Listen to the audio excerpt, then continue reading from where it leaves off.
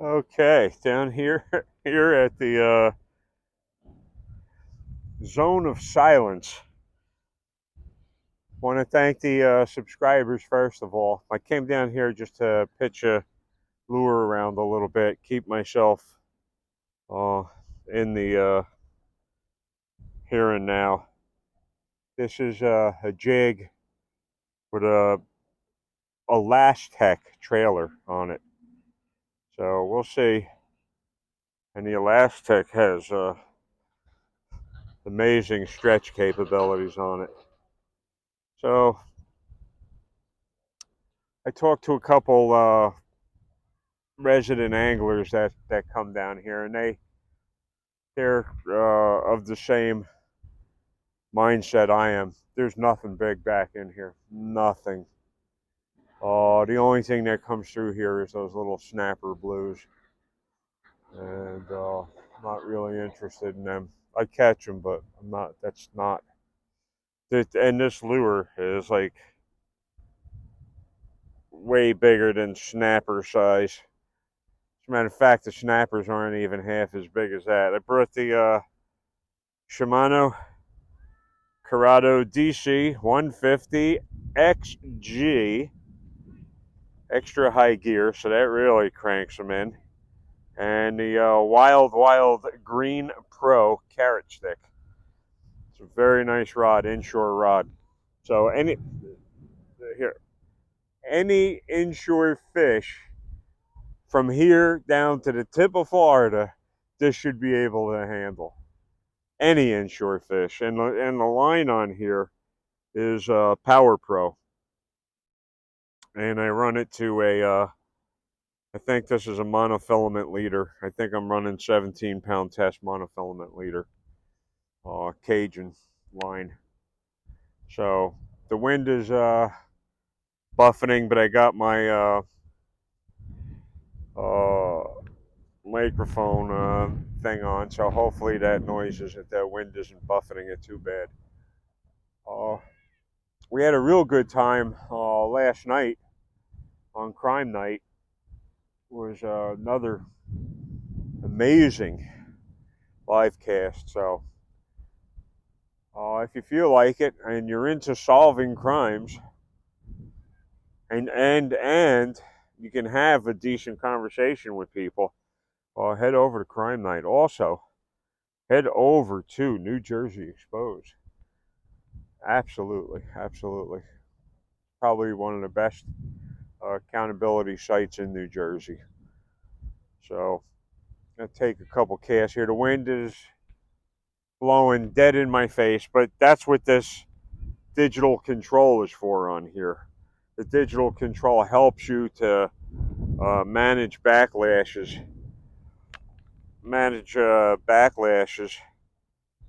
when you're casting in the wind. And bait casters are notorious for backlashing, bird nesting.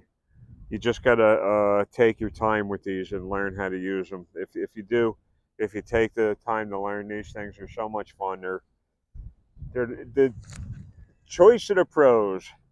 Pop. Now that little jig swims through the water, and it's supposed to attract big fish, but they ain't here.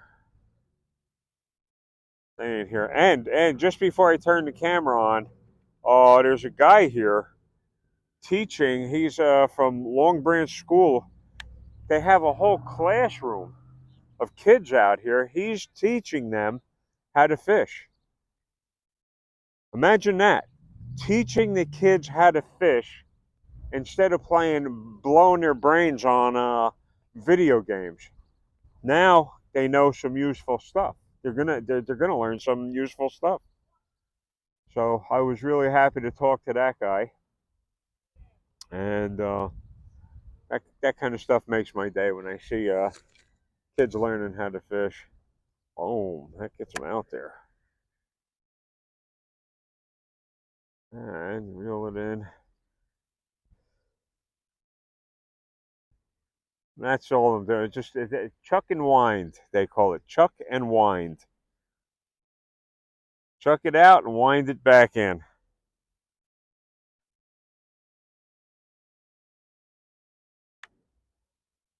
Let's see.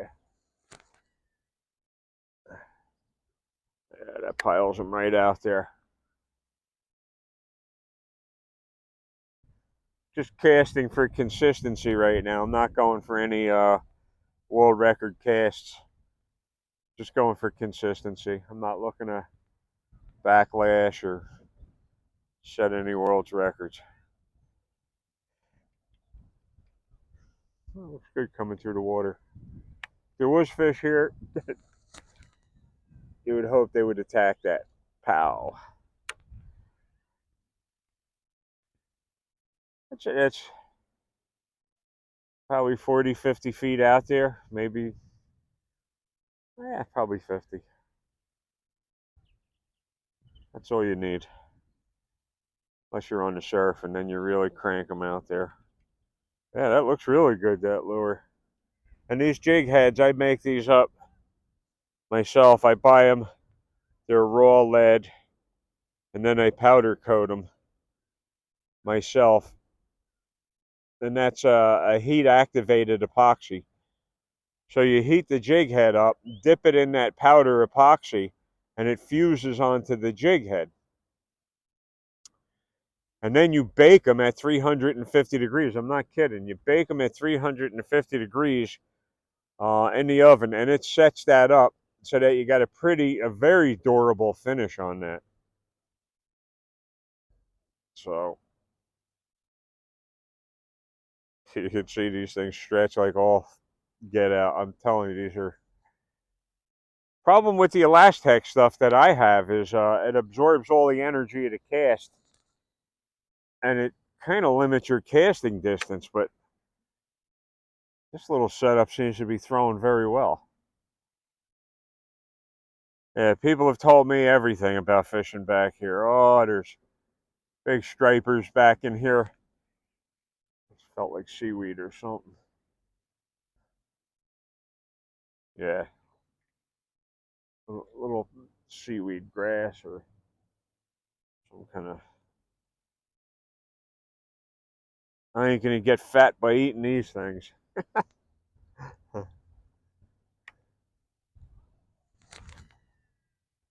Yeah, this is actually doing better than I thought. This rig. So I wanted to get out here. I wanted to say thank you to all of you. Uh, we have some moderators on Crime Night. Some really good people. They keep an eye on the comment section because you'd be surprised how many immature people get in there and they're just there to create problems. If any of the moderators had signed on to my channel, Melly Mel, and a great moderator, and Jinx JINX 13, Jinx 13, I put a little link in there for you, some motorcycle stuff you should enjoy. So I'll see if I can't get that to you somehow. I posted it in Joe's, not the last one, but the one before that. I posted it in the live. So if you go back to that live and look at the repeats on that, you'll see that I left a little message in. But this thing's really throwing them out there. I'm surprised. So this was fresh water. At least they could switch up and go to sunfish or something. That's why I like fresh water so much. Salt water is so seasonal. And you have to wait for October for anything to be back in here. So once a year, October, back here, you might catch some snappers, small ones. Small ones. Freshwater all year, and you never know when you're going to catch something very sizable. Big trout, big bass, muskies, pike, big eels. Yeah, this thing's throwing really nice. I'm surprised. And in case any of the Rangers or the commander is watching, ah, what a bunch of losers. What a bunch of Karens and Darrens. Gonna tell me what to do over there. Right? And none of this stuff is posted. Nothing. No rules about standing on the rocks. Imagine that. 70-year-old man, and they got nothing better to do. So somebody could have been drowning, and they would have been so worried about me standing on the rocks. That just shows negligence on their part. And then the fact that they call the police. Crazy. Absolute insanity. But that's that's what the workforce. Whenever you give anybody any authority whatsoever, a badge or something, especially a badge, my God, that's license to kill. That's license to kill. That badge. Actually, qualified immunity is immunity and prosecutorial immunity is a license to kill. That's what that is. And I've been seeing some accountability videos about New York, and I had thought that New York had abolished qualified immunity, but the cops are still acting like total ignoramuses over there. It's hard to believe that they could lose their qualified immunity and they're still talking out of the sides of their mouth. I mean, what the heck? New York, man, get your act together. You're cruising for some major lawsuits, and I mean major, and you'll lose them. You'll lose them because people are tired of that garbage. They're tired of it. Stop by on James Freeman's site. That's a very, very good accountability site. James is giving it his all. New Jersey Exposed has been giving it his all. So, 3 Crime Night, New Jersey Exposed, James Freeman, highly recommended. Highly recommended sites. And I can't go back over there to the sheriff. Not because I was thrown out. I wasn't even asked to leave. But right after, shortly after the day I was down there, what they do is they only allow paying people that paid to get onto that beach, which I think is BS. Because if you're a resident, you have to pay to get onto that beach. It's crazy. And if you want to fish, you got to pay to get on there? For what? And they ain't guarantee you're going to catch anything. So, saltwater, sorry, I just hate it. I do have the tackle. I have excellent tackle for saltwater. I've been fishing saltwater all my life. I've also been fishing freshwater, which I'm way happier with. And what the heck color is this? This is a chartreuse. And this is, they call it a diesel minnow. It's a Z-Man diesel minnow. I chose to rig it up this way. This, I know if I was in the surf with this, I'd be letting this thing bang along the bottom, and Fluke might pick it up.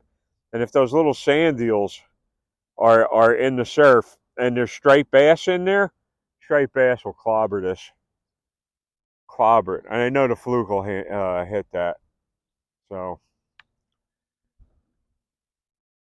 I wish I was fishing freshwater instead of this stuff. Like I said, I come down here to stretch my arms out a little bit, stretch my legs, walk, I don't know, probably half a mile here and half a mile back. I was up at the Franklin pond over there, the school pond, the other day. that was, I don't know, that's probably a mile plus walk one way. So by the time I get there, and the other day when I walked up there, that sun was out. I burnt myself to a crisp. I mean, to a crisp. I paid for that. I did pay for that. So if you're coming out here, even if it looks cloudy out, make sure you put some kind of sunscreen on. Make sure you wear some kind of sunscreen. Bring water with you too. I lately I've been remembering to bring my water with me. So, oh, and we get the we don't call them backlashes. We call them professional overruns. So we'll take that right out. Hopefully, like I said, this should come right out. Listen, I hope this isn't frustrating anybody that they having anxiety issues while I mess things up. Oh my God, this is here we go. Let's see. Well, almost.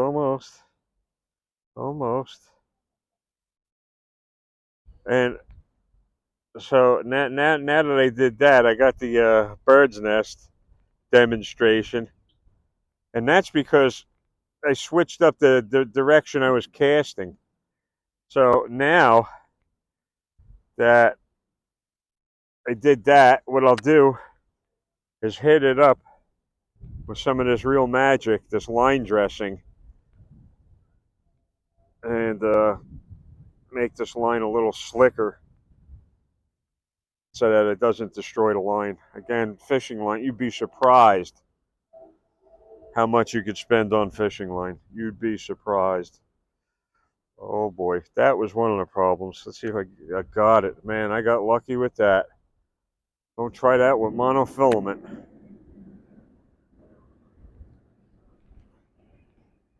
Bottom. When I was trying to straighten the line out, that jig, it's made out of lead, went right to the bottom. And usually an area like this, all the trees and debris during the storms washes in here.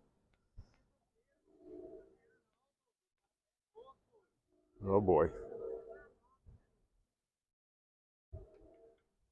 So, let's resume.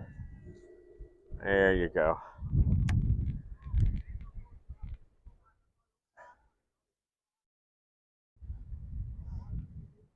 So let's see what we got here. 18 minutes. Maybe we'll make it a short video. Maybe we'll do a short video. So I'm just trying consistency, trying to keep casting without bird nesting, without the overruns. Making as many casts as I possibly can. Put this in front of as many alleged fish. Yeah, right. I'm not in this place.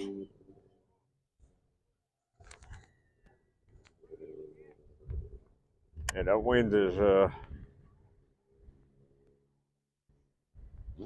that's a problem. But you see the water the way it is, a little chop in the water, fresh water, a little chop in the water like this, you're in. Boy, that's great. That's when you really knock them out. When there's some chop in the water, fish feel a little more secured. It breaks up their outline, camouflages them better. All fish strike up. They strike upward. So if you're looking up from under there and this water is choppy like this, you can't see anything. The waves break up the patterns. Man, that wind is really something.